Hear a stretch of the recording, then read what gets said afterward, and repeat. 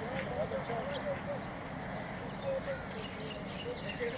आपको याद है कि मैंने कहा था कि इंडिपेंडेंस आप ज़्यादा जीतेंगे, आपको कहा था ना।